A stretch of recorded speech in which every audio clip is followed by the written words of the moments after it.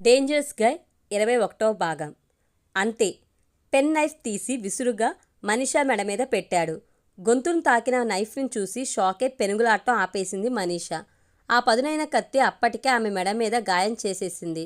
Locket ఇచ్చేస్తే ప్రాణాలతో ఉంటావు, లేదా నిన్ను ఇక్కడే ఫినిష్ చేసేస్తా, చంపడానికి సిద్ధపడినట్టు అన్నాడు. అంతే, వాడు డబ్బు కోసమో జ్యువెలరీ కోసమో అటాక్ చేసిన దొంగ కాదని మనీషాకి అర్థమైపోయింది. పర్టికులర్గా నాగవీర్ లాకెట్ కోసమే అటాక్ చేశాడు. అంటే నాగవీర్ గొలుసు నా దగ్గరే ఉందని వీడికెలా తెలుసు? వీడికి ఎవరు చెప్పారు? ఆ లాకెట్ చైన్ గురించి ఎవరెవరికి తెలుసు? దీంతో ఎవరికి బాగా అవసరం? పాదరసంలా పనిచేస్తుంది మనీషా బ్రెయిన్. ఇషా, సత్యవతిని వాళ్ళిద్దరికీ మాత్రమే ఈ లాకెట్ నా దగ్గరుందని తెలుసు. ఇషా 2 లక్షల చెక్కు తీసేసుకుంది. సో ఆమెకి సంబంధం ఉండదు. ఒకవేళ సత్యవతిని నాగవీర్కి చెప్తే నాగవీర్ ఎలాగైనా లాకెట్ తీసుకురమ్మని వీడిని పంపించాడా? అనుకోగానే మనీషా గుండె ఆవేశంతో ఎగిసిపడింది. అంతే, ఎంతో తెగింపుగా వాణ్ణి విదిలించుకుని ఎవరు నిన్ను నాగవీర్ పంపించాడా అని ఎంతో గట్టిగా అరిచింది. ఆడే పంపించాడు, ఎక్స్ట్రాలు చేయకుండా లాకెట్ ఇచ్చేయి అంటూ ముందుకు ఉరికాడా వ్యక్తి. అప్పటికే మనీషా మెడ మీద నుంచి దారగా కిందకి జారుతుంది వెచ్చని రక్తం.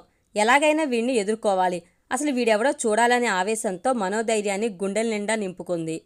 ఒక్క ఊపుతో వాడి చేతిని తోసేసి వాడు ముక్కుకి కట్టుకున్న కచ్చీఫ్ని టపీమని లాగేసింది. అంతే, వాడి ముఖం కనిపించగానే దిమ్మెరపోయింది మనీషా. అది ఇంతకుముందు ఇషాతో హాస్పిటల్కి వచ్చిన వెంకట్ ముఖం. అంటే ఈ లాకెట్ చైన్ నాకు ఇచ్చినట్టే ఇచ్చేసి ఇషానే వీడిని పంపించిందా? మనిషిని చంపైనా ఈ గొలుసు తీసుకెళ్లేంత అవసరం ఏంటి? వీడిని పంపించింది నిజంగా ఇషానేనా లేక నాగవీరా? అంతులేని ఆలోచన వల్ల కత్తిగాడుతో పోతున్న బ్లీడింగ్ వల్ల మనీషాకి తల తిరుగుతుంది. వాడి రూపం బయటపడిపోయిందని అర్థమవగానే వెంకట ముఖంలోకి కర్కసత్వం వచ్చేసింది. రెడ్ హ్యాండెడ్గా దొరికేశానన్న భయంతో నైఫ్ని ఇంకా బలంగా పట్టుకుని మనీషా మీద అటాక్ చేశాడు. తూలుతూ పక్కకు పడిపోయింది మనీషా. ముందు తన పని కానించుకోవాలని ఆమెను వదిలేసి స్కూటీకి ఉన్న మనీషా పర్సును లాగి చేతుల్లోకి తీసుకున్నాడు వెంకట్. అంతే, ఒక్కసారిగా తల విదిలించింది మనీషా. తన పర్సులోని లాకెట్ చైన్ వాడు తీసుకెళ్లిపోతాడు అన్నది అర్థమవగానే ఎంతో వేగంగా కదిలింది. ఒక్కసారిగా లేచి 2 చేతులతో వెంకట్ని ఒక్క తోపు తోసి హ్యాండ్ బ్యాగ్ పట్టుకుని పరిగెత్తింది. కానీ ఆమె ఒంటి మీద గాయాల నుంచి అప్పటికే ఎక్కువ రక్తం పోవడంతో అడుగులు అంత దూకుడుగా ముందుకు పడటం లేదు. కింద పడ్డ వెంకట్ కూడా ఎంతో కసితో లేచి మనీషా వెంట పడ్డాడు. సరిగ్గా అప్పుడే ఒక్కసారిగా జిగేలుమన్న ఫోకస్ కాంతి వాళ్ళ ఇద్దరి మీద పడింది. కంగారుగా అటువైపు చూశాడు వెంకట్. అంతే, ఎల్ఈడి టెక్నాలజీ కార్ హెడ్లైట్స్ కాంతి డైరెక్ట్గా కళ్ళలోకి దూసుకెళ్లి ఒక్క క్షణం వెంకట్ కళ్ళు బయలు కమ్మాయి. ఎంతో పవర్ఫుల్ వెలుగుతో ఆ వీధిలోకి ఎంటర్ అయిన కారు సరున వాళ్ళ దగ్గరికి వచ్చేస్తుంది. వెంకట్ వెంటనే స్పీడ్ అయ్యాడు. మనీషా దగ్గరకు వచ్చి ఆమెని బలంగా కొట్టి బ్యాగ్ లాక్కుంటున్నాడు. అయినా వదలట్లేదు మనీషా. అక్కడ జరుగుతున్నదంతా చూస్తూ కారులో వస్తున్న నాగవీర్ కళ్ళు చింతనిప్పుల్లో ఎర్రబడుతున్నాయి. కారు ఆగటం, నాగవీర్ పగబట్టిన తాచుపాము మాదిరిగా గాల్లోకి ఎగిరి వెంకట్ మీదకి దూకడం రెప్పపాట్లో జరిగిపోయింది. నాగవీర్లోని విచక్షణ ఆ క్షణం పూర్తిగా చచ్చిపోయింది. అతని చేతులే కత్తులుగా మారాయి. అంతే, 4 సెకన్లలోనే రక్తం కక్కుతూ నేల కరుచుకుపోయాడు వెంకట్. వాడిని వదిలేసి పడిపోయిన మనీషా దగ్గరకొచ్చాడు. మనీషాని తట్టి పిలుస్తూ ఆమె మెడని అడ్డంగా చీల్చేసిన గాయాన్ని అప్పుడు చూశాడు నాగవీర్. అంతే, మెరుపు వేగంతో ఆమెని 2 చేతులతో ఎత్తి కారు వెనక సీట్లో పడుకోబెట్టాడు. వెంకట్ను కూడా తెచ్చి ముందు సీట్లో కూలేశాడు. ఆ మరు సెకన్లో నాగవీర్ కారు ఎంతో బలంగా లాగి వదిలిన బాణంలా రివ్వున హాస్పిటల్ వైపు దూసుకుపోయింది. రాత్రి 10 గంటలయింది. మనీషా వెంకట్ని ఆపరేషన్ థియేటర్లోకి తీసుకెళ్లారు డాక్టర్స్. వాళ్ళ పేరెంట్స్కి చెప్పాలని మనీషా సెల్ ఫోన్ కోసం ఆమె పర్సనల్ హ్యాండ్ బ్యాగ్ ఓపెన్ చేశాడు నాగవీర్. జిప్ తీసి లోపలికి చూసిన నాగవీర్ ఒక్కసారిగా అదిరిపడ్డాడు. వెంటనే షాక్తో అందులో ఉన్న తన లాకెట్ చైన్ని బయటకు తీసి చూశాడు. పెనవేసుకున్న 2 పాముల లాకెట్ అతని ముఖం ముందు వేలాడింది. నా చైన్ మనీషా దగ్గర ఎందుకుంది? ఎలా వచ్చింది? ఇది ఇషా దగ్గరుండాలి కదా? అంటే మనీషాకి ఇషా కూడా తెలుసా? ఈ హ్యాండ్ బ్యాగ్ కోసం మనీషాని మర్డర్ చేయడానికి కూడా ఎందుకు వెనకాడలేదు వెంకట్? అయినా నా చైన్ మనీషా దగ్గర ఉందని వాడికెలా తెలుసు? దీనికోసం మర్డర్ చేయాల్సిన అవసరం ఏంటి? ఎండ్లెస్గా సాగుతున్న తన డౌట్స్కి ఆన్సర్ ఇప్పుడు దొరకడం చాలా కష్టమని అర్థమయ్యాక లాకెట్ని జేబులో వేసుకున్నాడు నాగవీర్. మనీషా సెల్ ఫోన్ తీసి అందులో అమ్మ అనున్న నెంబర్కి ఫోన్ చేసి జరిగిందని చెప్పాడు. ఆ తర్వాత వెంకట్ సెల్ ఫోన్ కూడా తీశాడు. స్విచ్ ఆఫ్లో ఉన్న ఫోన్ని ఆన్ చేశాడు. అది ఆన్ అయ్యి అవ్వగానే చాలా కాల్స్ వచ్చినట్టుగా మిస్డ్ కాల్స్ మెసేజ్ నోటిఫికేషన్ వచ్చింది. మిస్డ్ కాల్స్ అన్నీ ఇషా ఒక్కదాని నుంచి వచ్చినవే. నాగవీర్ మెదడు పాదరసంలా పనిచేసింది. ఆ వెంటనే చేతివేళ్లు ఎంతో వేగంగా డైడ్ రిసీవర్ కాల్స్ డేటాని మెసేజ్ షార్ట్స్ని చకచక ఓపెన్ చేశాయి. చాలాసేపటి తర్వాత మనీషా బాడీని ఐసీయూకి షిఫ్ట్ చేశారు. అప్పటికే ఓ నిశ్చయానికి వచ్చినట్టుగా వెంకట్ సెల్ ఫోన్ నుంచి ఇషాకి కాల్ చేశాడు నాగవీర్. స్పృహలోకి వస్తూనే ఎదురుగా కనిపించిన నాగవీర్ని చూసి ఆనందంతో పెదవులు కదిల్చి సన్నగా నవ్వింది మనీషా. ఆమె కళ్ళు మందుల మత్తుని వదుల్చుకుంటూ రెపరెపలాడాయి. మాటల్లో కూడా చెప్పలేనంత ప్రేమని చూపుల్లో నింపుకుని మనీషా కళ్ళలోకి చూశాడు నాగవీర్. ఎనస్థీషియా కంటే కూడా ఎంతో మైకాన్ని కలిగించగల నాగవీర్ చూపుల్లోని మత్తుకి తన్మయంతో నిదానంగా మళ్ళీ కళ్ళు మూసుకుంది మనీషా. ఆ మరుక్షణమే ఆ రోజు రాత్రి జరిగిందంతా ఆమె కళ్ళ ముందుకొచ్చింది. ఉలిక్కి పడుతూ వెంటనే మళ్ళీ కళ్ళు తెరిచింది.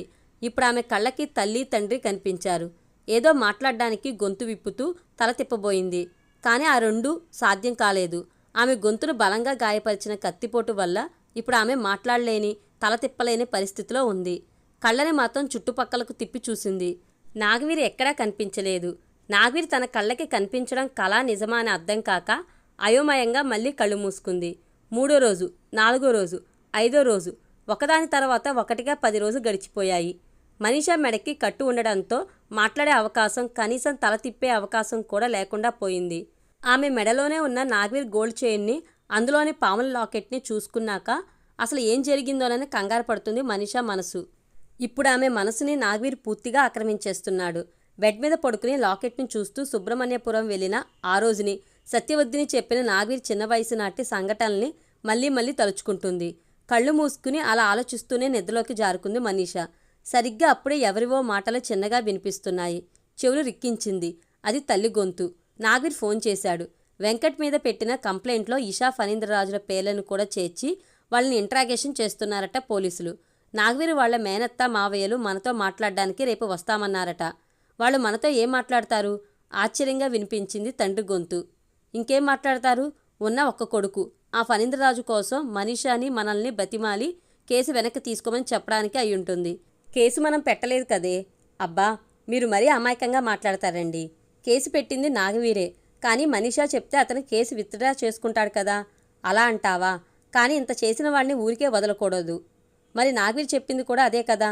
వాళ్ళ పొలాల్ని, ఫ్యాక్టరీల్ని మేనత్త పేరు మీదకి ట్రాన్స్ఫర్ చేయడం కోసం ఎల్లుండి సుబ్రహ్మణ్యపురం వెళ్తాడట. ఆస్తులన్నీ ఇచ్చేస్తాను కానీ కేసు మాత్రం వెనక్కి తీసుకోను అనుంటాడు. ఓ పక్క కొడుకు జైలు పాలవుతుంటే ఆస్తులెందుకు?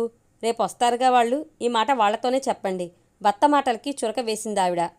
వాళ్ళిద్దరి మాటల్లో వినిపిస్తున్న పేర్లన్నీ తెలిసినవే అయినా విషయాలు మాత్రం ఎంతో షాక్గా ఉన్నాయి మనీషాకి.